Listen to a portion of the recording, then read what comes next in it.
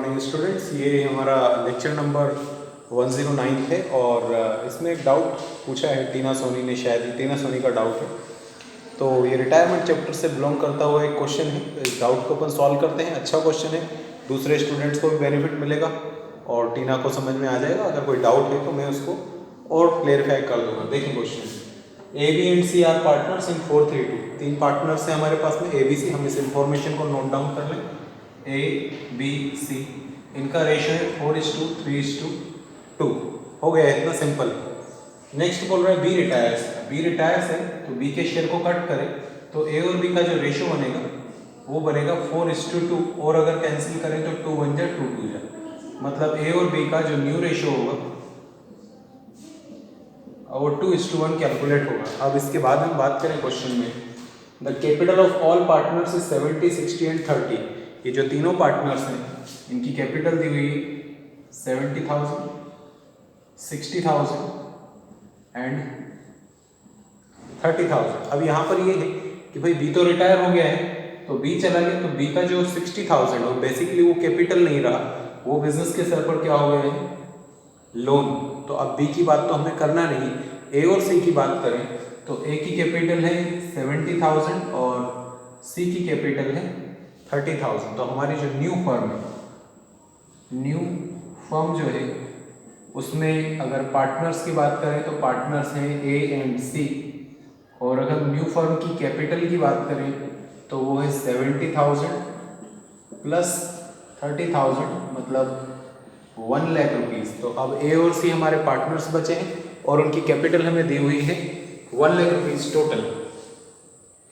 The entire capital of new firm, ये लिखा हुआ है entire capital of new firm, तो हमें न्यू फर्म की कैपिटल निकालनी है। तो ए की 70,000 है, सी की 30,000 है, मतलब न्यू फर्म की टोटल कैपिटल 1 लाख रुपीज़ है।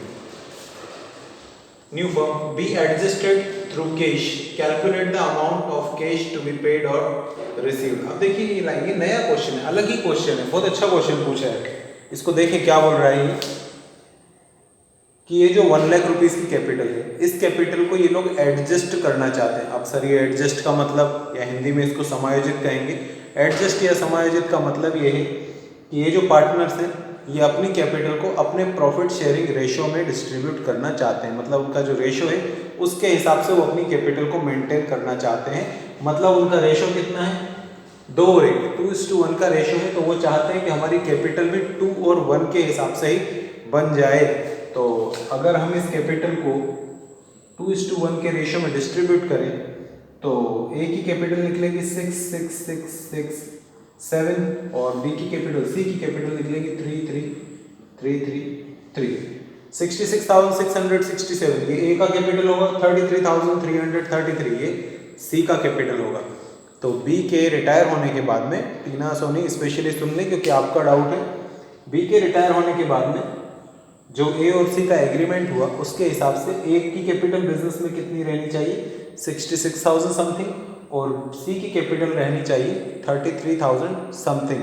अब इसका मतलब ये है कि आप यहाँ देखिए, ए की कैपिटल थी कितनी, 70, मतलब रिटायरमेंट से पहले ए का बिजनेस में 70,000 रुपये लगा था और अब डिसाइड क्या हो रहा है कि ए का पैसा बिजनेस में कितना रहना चाहिए, 66,000। इसका मतलब ये हुआ कि ए के 3,000 समथिंग कुछ पैसे ज़्यादा लगे हुए, तो इतना पैसा वो बिजनेस से विड्रॉ कर लेगा, निकाल लेगा। और जो सी था हमारा, सी की कैपिटल थी ओल्ड वाली 30,000 और न्यू कैपिटल है 33,000, मतलब सी के 30,000 लगे थे, जबकि न्यू एग्रीमेंट के हिसाब से सी के पैसे बिजनेस में होने चाहिए 33,000 समथिंग। तो सी को 3,000 समथिंग कुछ बिजनेस में लाना पड़ेगा और ए जो है वो 3,000 समथिंग बिजनेस से निकाल लेगा। इसका फाइनल मीनिंग क्या हुआ कि आपको ओल्ड कैपिटल दी हुई थी, न्यू कैपिटल आपने टोटल कैपिटल को रेशियो में डिस्ट्रीब्यूट कर कैलकुलेट कर लिया। आपको ओल्ड कैपिटल में से न्यू कैपिटल को माइनस करना है और उसके बाद देखना है अगर किसी की कैपिटल पहले ज़्यादा लगी हुई थी तो उतना पैसा विड्रॉ कर लेगा, किसी की कैपिटल पहले कम थी तो उतना पैसा लेकर आएगा। यहाँ देखते हैं अपन इस चीज़ को, यहाँ समझें। इधर देखिए, हम ओल्ड कैपिटल से न्यू कैपिटल माइनस करें, ए की बात हम करें, ए की ओल्ड कैपिटल है 70,000, बी की ओल्ड कैपिटल है 30,000, इसकी न्यू कैपिटल है 66,667, इसकी न्यू कैपिटल है 33,333, 3, तो ये फिगर पॉजिटिव निकलेगा 3333, ये फिगर नेगेटिव निकलेगा 3333।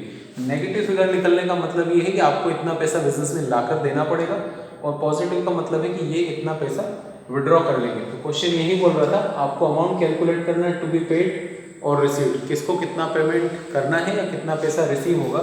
तो ए जो है वो इतने पैसे रिसीव करेगा और जो सी है वो इतने पैसे फर्म को पे करेगा। मतलब कुल मिलाकर सी को इतना पैसा लेकर आना है और ए को इतना पैसा बिजनेस से निकाल कर ले जाना है। ए और सी की बात हो रही है। ओके, बी रिटायर हो चुका है। तो ये एक अच्छा क्वेश्चन था, जरा हटके ही था क्वेश्चन, कोई लेजर नहीं बनाना है, कोई जर्नल एंट्री नहीं करना है, उसको समझना ही मुश्किल था लैंग्वेज को।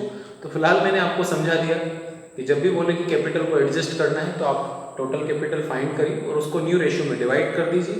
ऐसा करने पर हमें न्यू कैपिटल पता चल जाती है। न्यू और ओल्ड कैपिटल को हम कंपेयर करेंगे, जिसका पैसा पहले ज़्यादा लगा हुआ है वो पैसे को विड्रॉ कर लेंगे। जैसे कि ए का पैसा बिजनेस में पहले 70,000 था और अभी 66 होना चाहिए, तो उसके पैसे पहले से ज़्यादा लगे, इसलिए वो 3,000 समथिंग विड्रॉ कर लेगा, मतलब उसको इतने पैसे मिलेंगे। और सी के पैसे कम लगे थे बिजनेस में, तो उसे बिजनेस में और पैसा इन्वेस्ट करना पड़ेगा, मतलब वो बिजनेस को इतने पैसे पे करेगा। ये बिजनेस को पे कर रहा है, ये बिजनेस से रिसीव कर रहा है। That's it. तो अब इसको देख लीजिएगा, फिर अपन नेक्स्ट डाउट तब तक सॉल्व करते हैं।